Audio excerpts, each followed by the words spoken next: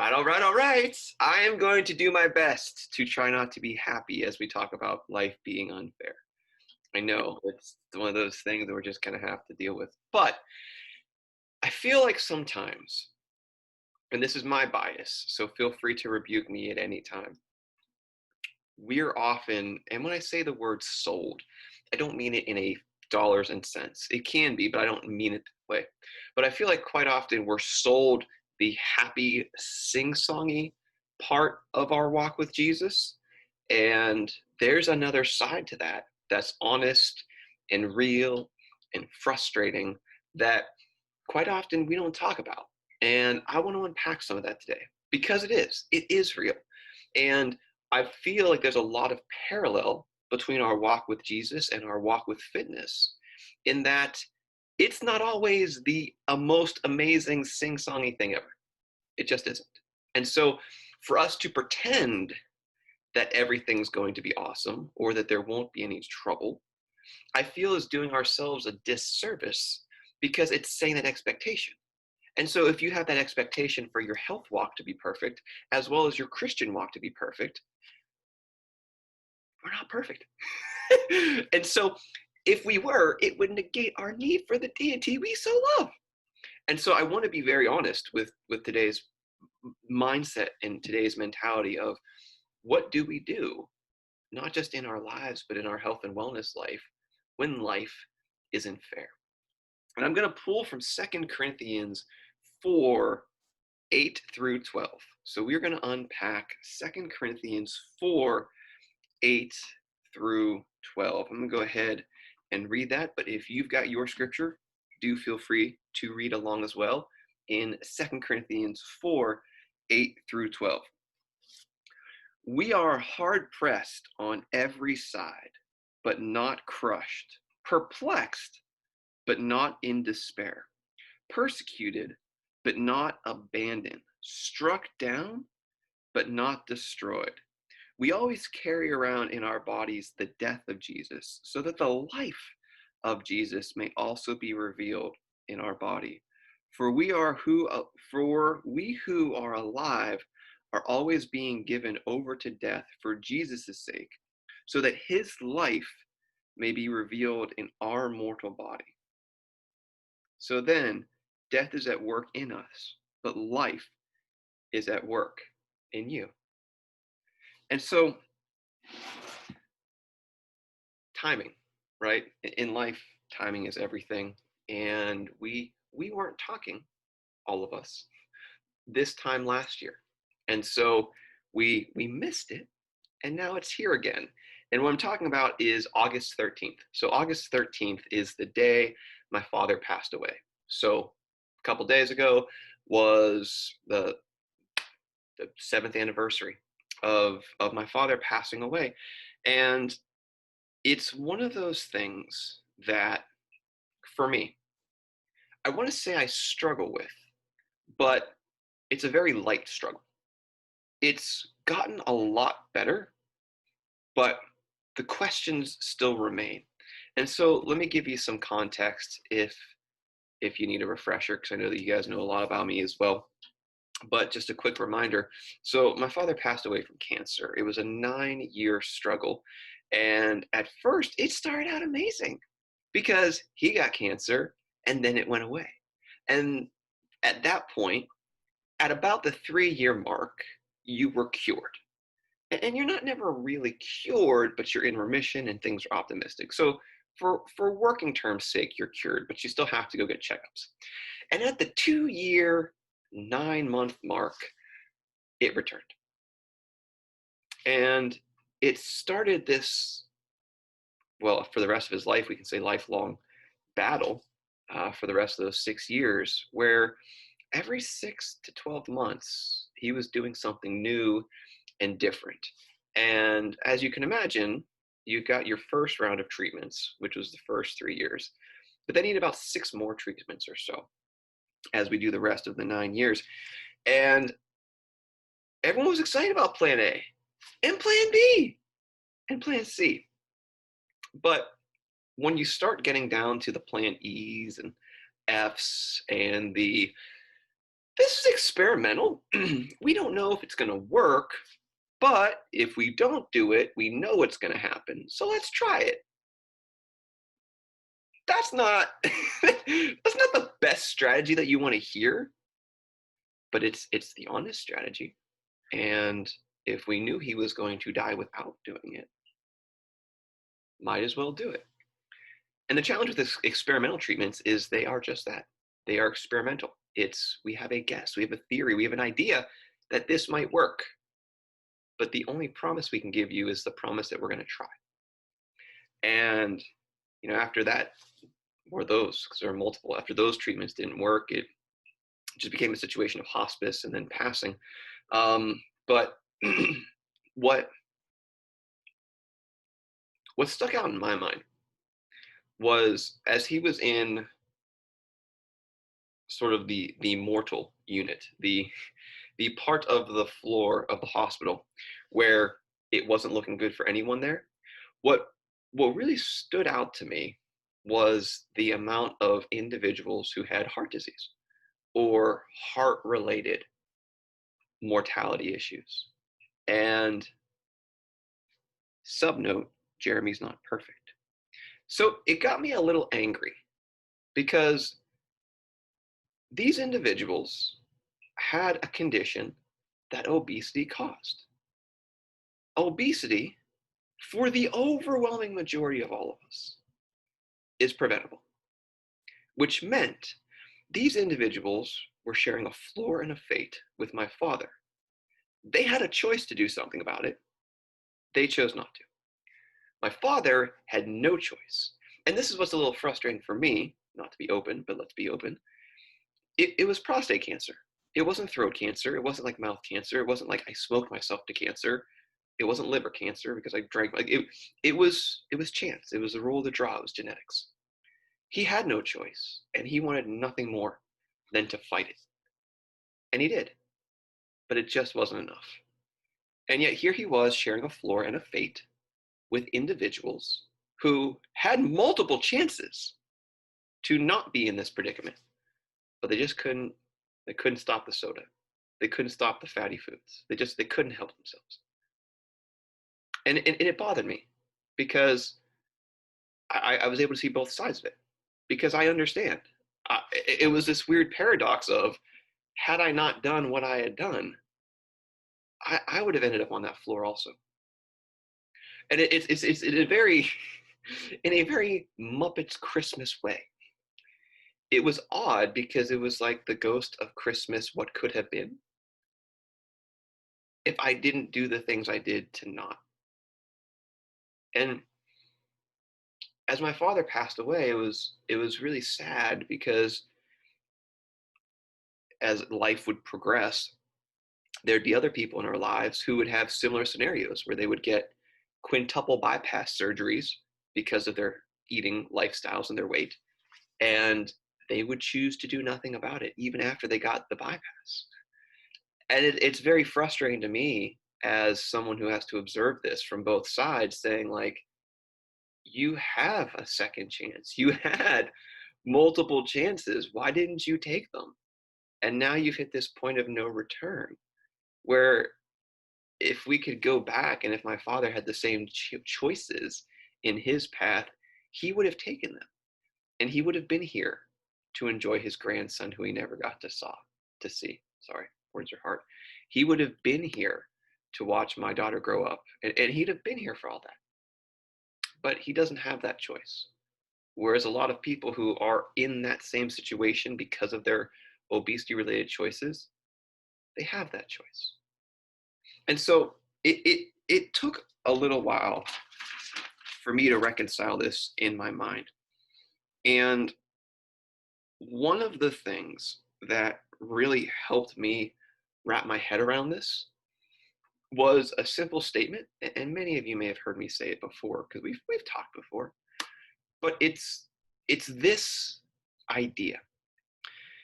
And it's the idea of this. Now listen to the whole statement, because you've heard the first part multiple times. But follow me with this and how it resolves.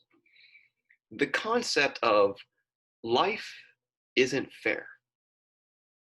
but it is not fair to everyone, which then in context kind of means life is fair. And what that means pragmatically is that while yes, I stand here having lost my father and my sister within just under a 2-year span. Some of you guys may have your fathers and your siblings still. That's me. I don't. However, some of you had trauma in your childhood. I didn't. That's you. Some people may have literally lost the love of their life, either through divorce or death. That's real. We miscarried our first child. That's real. And so, one of the things that has really helped me come to terms with what to do when life isn't fair is to realize it's not fair to everyone. And that may seem trivial, but let's really unpack that for a minute, because what that means is that we're all equal. To some degree, we're all broken, we all need restoration, and we all hurt. What that also means is that we sort of forfeit our victim card, because tragedies have happened to me, tragedies have happened to you, tragedies will happen. And that sucks. But it sucks for all of us. And so, what do we do to move past that? I think first thing is acknowledging that God has a plan. And that is hard to say. It's even harder to do. But here's what makes it hard. When it comes quite often to tragedy and trauma and all the things that aren't fair in our lives, the human reaction is, I demand closure. I want closure. Why did that happen to me when I was young? Why did my father have to die when the other person got to have a second chance at life? Why does my dad not get to see the grandkids grow up, but other people do? Why did I lose our first child? These are all questions that will never have an answer on this side of eternity. Why didn't I get that job? Why did that person leave me? Why did my child go crazy? Again, things that will never have answers or closure to on this side of eternity. What makes it doubly hard is that smidge of lacking closure. One could call uncertainty in terms of the resolve. And what at the end of the day is uncertainty? It's active faith. Because faith is believing, trusting, and knowing something that you don't have full empirical data on. There's multiple cases for Christ books. There's multiple X, Y's, and Z's that can get you to an empirical proof of Christ. But for every single person here, when someone talks about Jesus, do you really talk about the empirical data points? Or do you talk about those moments that were so ridiculously uncanny that there's literally no explanation? Because if it wasn't Jesus, then it would have been fate or it'd have been luck. And some of us are the most luckiest people in the world. But then we look at it through the lens of our traumas and we're like, but are we? And it's like, well, yeah. But that's the second thing, is in knowing that there's a plan, you have to trust that God's plan is better than our understanding. And I think that's what's really hard, because we're all really smart. And we forget sometimes, though, that at the end of the day, our life is not ours. It was bought with a ransom, and we are stewards of what is given to us. So while I can mourn the child I never got to hold, I also know that the children I do have now, though legally are mine, they still belong to God. And it's my job to be the best father I can be. But at the end of the day, they have free will. They have their own lives. They're going to do what they want to do. All I can do in that moment for the rest of my life, so many moments, is be as Christ-like as I can to them, love them in spite of their selves and mine, and trust that God's going to do what God wants to do, because at the end of the day, that's what I'm doing. I think it'd be very contradictory for us as believers, and I'll say as a believer and as a father, to pin these hopes and dreams on God and walk other people through it, but not actively do it ourselves. It kind of comes back to the philosophy I have typically when it comes to self-esteem and body image, about loving your neighbor as yourself, and how quite often we don't love ourselves as our neighbor. It's the same way with our applied faith. Quite often if someone else is struggling, we'll pray for them, or we'll go out of our way to serve them, or we'll go out of the way to comfort them. But when tragedy and trauma happens in our lives, we often don't execute those same things as ways for us to cope. And it begs the question, why?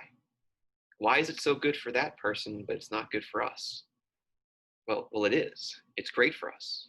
But there's that human mentality of, I know better, or I deserve better, or I need to have closure before I can move on. But that's not faith. That's demands. And then are we really at a place where we should be making demands to our deity? On the surface level, no. But beneath the surface, if we had the power and the right to make demands to our deity, doesn't that kind of necessitate the need for a deity? I mean, if we can go out and be our own God, then why not just shut it down now and stop praying? Well, it's because of a fundamental truth we know. We don't know better than God. And we can't do better than God. We can't outlove God. We can't out-patience God. We can't out God anything, really, except failing. We're really good at failing, but that's all good. Like, it's like the one attribute we got as humans. Thanks. But when you truly love Jesus and you know that there's a plan even in the pain, then you've got to acknowledge that your idea of what fairness might not be God's idea. And this is before we even unpack the concept of free will. Because a lot of us will say, well, God, as I throw my pen, you could have let that child happen. You could have saved my father. You could have stopped that assaulter. Yes, he could have. But it's phenomenal how when we want it, we'll cry and demand for free will. But when that same free will affects us negatively, then we'll start throwing shade and be like, God, you could have stopped it. Well, we can't logically have that double standard. We can't say, well, that's the glory of free will. I'm going to choose to do this and let it benefit us. And then if it comes back by someone else's free will hurting us, start throwing up our hands and go, what the WTF, Jay? Like, what happened there, God? Like, what's that about? It's like, well, hold up. Either you want me to be the God who gives you the freedom and the grace, or you want me to be the God who makes you a marionette. But you can't have both. What do you want? And that's what makes Christianity so different, is the free will, but also the grace and forgiveness and the ability to be washed clean mentality. We don't have to earn it. We just have to accept it and then live like we've actually accepted it. And so step one is knowing there's a plan. Step two, and I hate to say this, is knowing that you don't understand what that is most of the time. You understand some of it, and I do too. Like, we've all had God speak very clearly to us. Like, hey, you should do this. You should do this. You should do this. But so many of us are in like chapter 8 of a 20-chapter book. We don't know what chapter 9 is going to be. We don't know what chapter 10 is going to be. But we know that within the first 8 chapters, there's been some tragedy, but there's been a lot more triumph. And so I know how the past has been, And it's been pretty good. And because of that, I'm going to move forward into the future, not knowing what chapter 9 has. But I know, A, God holds the pencil. B, I'd rather do God's will and fail trying than do my will and succeed. But C, here's the fun part of it. I've yet to see someone do God's will and be unsatisfied with it. And I will ask that of you as well. Have you ever done a situation where you've truly done what God's asked you, looked back and went, no, not going to do that again. That was the worst 15 minutes of my life. No, y'all know that whenever you do God's will, you feel like, and this is where I talk about food all the time, right? There's the old adage of nothing tastes as good as thin feels. That's a lie. I say nothing tastes as good as doing what God has asked you to do. Because quite often we make food the idol in our lives. We make calories our comfort when God's like, but that's what I'd like to be. Remember, I sent Jesus to show you that. And when we do that, we feel better than we've ever felt. But we forget sometimes when it gets emotional. The third thing is where it really gets hard, is that we do have free will. And we have the choice to move forward at any given time from our tragedies, from our traumas, from our lives' unfairnesses. Is it hard? Yes. Should it happen? I would say yes. And there's a few things, if we go back to the word, that allude to this. We are hard pressed, but we're not crushed. We are perplexed. I don't understand what you're doing, God, here, but I'm not in despair because I know that you've provided for me in the past. And while you may not provide answers for me now, you're still going to provide for me. We're persecuted, but not abandoned. We're struck down, but not destroyed. And then he goes on to explain that, yeah, we're mortal. That's the death. But the power of the cross is that it's overcome death. And I believe that's not just metaphorical. Like, yes, the power of overcoming the grave. But so many of us are living, but we're not alive.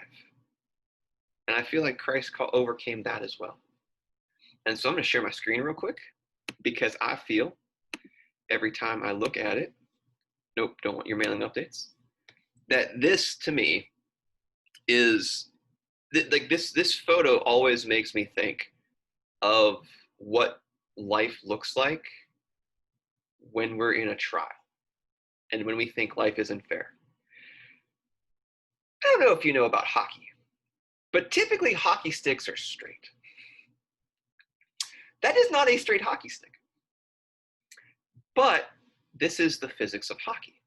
So the way hockey sticks work is they bend so that they can recoil.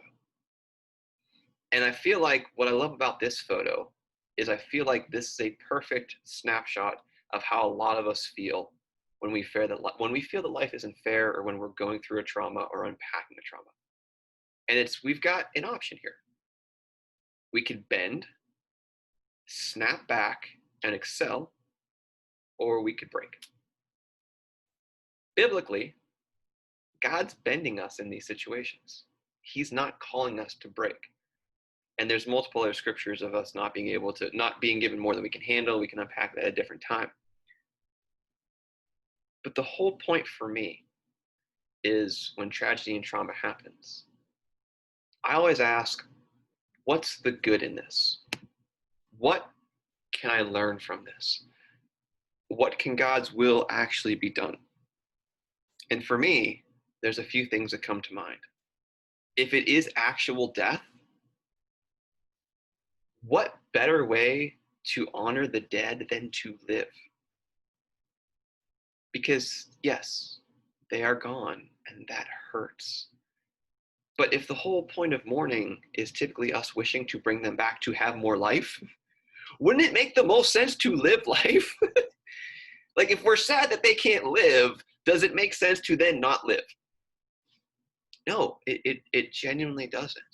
And so When I left the hospital, I wanted to make sure that I did everything possible to ensure that I talked to as many people as I possibly could to make sure that they didn't end up in a heart disease ward because it was completely preventable. And so, while yes, I may not have my father, and I will never have my father again, minus zombies, that's a joke, inappropriately placed.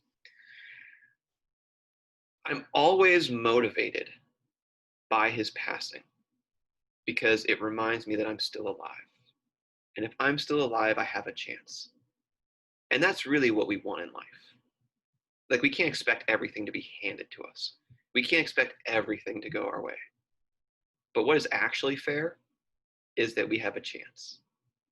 Most everyone watching this will be in America. If you live in America and you make $30,000, you're in the top 1% of all the world. You are rich. You don't believe me? Google it. You really don't believe me? Do a mission trip. If you're an American, you've got opportunities way beyond other people. You have an amazing chance. If you're not an American, then I may have offended you and I apologize. But you have the technology to watch this, which means you're still doing well. Take the chance. Two last thoughts, and then we'll pray. I've always said it's not my fault. I've always said it's okay to not be okay, but it's not okay to stay there. And so when I was mourning my father's passing, my fault. I said August 13th. It was August 17th. I get the 13th and the 17th confused because he passed the year of the 13th. It was the date of the 17th. But so Monday for me, it was a somber day. And for me, I'm not going to feel bad about feeling bad on Monday. But then Tuesday happened. Should I still keep mourning? Should I still neglect myself, the life that I have that my father doesn't anymore? No. Would my father want me to live? Yeah. So come Tuesday, though it hurts, it's still awesome because I have a chance. I can do all the things that my dad wanted to do but never got to do. I can do all those things with my son that we never had a chance to do. To me, it doesn't make sense for us to mourn so much that it just takes away the life that we're mourning. So, in any struggle, life is real. You should feel the hurt, feel the pain. It is okay to not be okay. But weeks, months, years, Christ died for you to have salvation post death and pre death. And if there's not freedom in your life because of some past situation, at some point you need to move on and acknowledge that, yes, that hurt happened, and you may never have an answer on this side of eternity. But that doesn't neglect or negate all the amazingness that has already happened and will continue to happen. I feel you owe it to yourself. I feel you owe it to honor the people that you mourn. And I feel you owe it to God because it is a pretty steep sacrifice to give his son for you to have those freedoms. Again, a miscarried child, I can't compare the loss to a full grown child being, but loss is loss. So it's okay to not be okay, but you gotta start questioning at some point, when do you say it's not okay to stay there? And a really great quote that is not mine. It's from a youth speaker. His name's Josh Shipp. Real quick context on Josh Shipp. He was born, and when his mom took him home from the hospital, she made a trip to the orphanage and just dropped him and went. So he literally, like, maybe he knew his mom for a day or two. And so he grew up in foster care, and all of that entails he was beaten, he was raped, he was used whatever reality, but he had a life. And he ended up becoming a youth speaker, presenting at places like Harvard and Yale, because he came to this conclusion. You can either get bitter or you can get better. Which do you want to be? Because when you're bitter, you're giving the people who did those things to you all the power. But when you choose to be better, you're giving yourself all the power. Who do you want to be empowered for the rest of your life? You or that? So you could either be bitter or you could be better. And with that mentality, I always ask myself, how can I honor my father? How can I honor God? And how can I honor the life that he's given me? I don't want to be bitter. I want to be better. And it rolls into weight loss and health. You don't have to be perfect. Just make today better than it was yesterday and make tomorrow even better, even if it's incremental. But fight for your future more than you're fighting for your past. If you do that, I believe that the people you're mourning will be very honored. They'll feel edified because you're taking advantage of the one thing that they don't have: life and a chance. So maybe two things. Sorry. Math is hard when we're emotional. It's my hope and my prayer for you all as you walk through life. When trials and tribulations and unfairnesses happen, that A, you realize, yes, life isn't fair, but it's not fair to everyone, which does kind of make it fair, which means that at some point we're all victims, but at some point we're also all heroes. Choose hero more than victim. And I feel if you do that, you'll honor the memory, you'll honor the God you serve, and you'll honor the life you've been given.